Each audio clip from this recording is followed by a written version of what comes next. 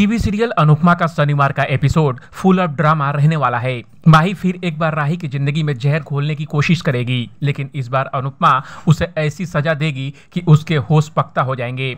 होगा यह कि राही हल्दी की रस्म से पहले जब प्रेम के कमरे में चेंज करने जाएगी तो दोनों को थोड़ा सा साथ में यादगार वक्त बिताने का मौका मिलेगा। राही प्रेम को वहां से जाने को कहेगी और उसके जाने के बाद जब कपड़ों का बैग खोलेगी तो उसके होश उड़ जाएंगे। वह देखेगी कि बैग में शगुन का वो लहंगा ही नहीं है जो उसे पहनने को दिया गया था। उधर राही और प्रेम इस उधेड़-बुन में लगे होंगे कि लहंगा कहाँ गायब हो गया, और उधर माही यह लहंगा पहनकर प्रेम के कमरे में घूम रही होगी। प्रेम जब उस कमरे में पहुंचेगा तो उसे लगेगा कि राही खड़ी है। वह जाकर राही का लहंगा पहने माही को पीछे से हक कर लेगा।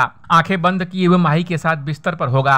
अनुपमा और राही यह नजारा देख लेगी, लेकिन सही वक्त पर अनुपमा की आवाज से प्रेम समझ जाएगा कि जिसे वह राही समझ रहा है वो असल में उसकी होने वाली साली माही है। अनुपमा की आंखों के सामने वो नजारा घूम जाएगा कि कैसे वनराज शाह ने उसे काव्या के साथ मिलकर धोखा दिया था।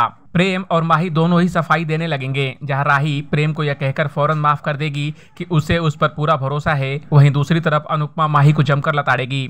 वह माही से राही का लहंगा पहनने की वजह पूछेगी, लेकिन उसके पास कोई ठोस जवाब नहीं होगा। अनुपमा तब माही को बताएगी कि कैसे उसकी माँ ने भी उसके साथ बहुत गलत किया था, लेकिन अनुपमा कहेगी तब बात उसकी थी इसलिए वह बर्दाश्त कर गई, लेकिन आज बात उसकी बेटी की है इसलिए इसे वह बिल्कुल बर्दाश्त नहीं करेगी। लेकिन आगे अनुपमा जो कहेगी वो सुनकर माही के पांव तले जमीन खिसक जाएगी।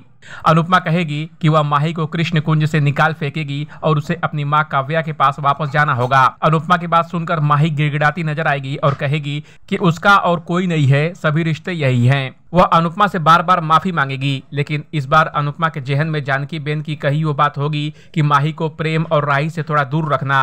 रूपाली गांगुली और Adrija Roy starrer TV serial Anupama की कहानी में और आगे क्या क्या होगा ये जानने के लिए देखते रहिए एबीवी एंटरटेनमेंट।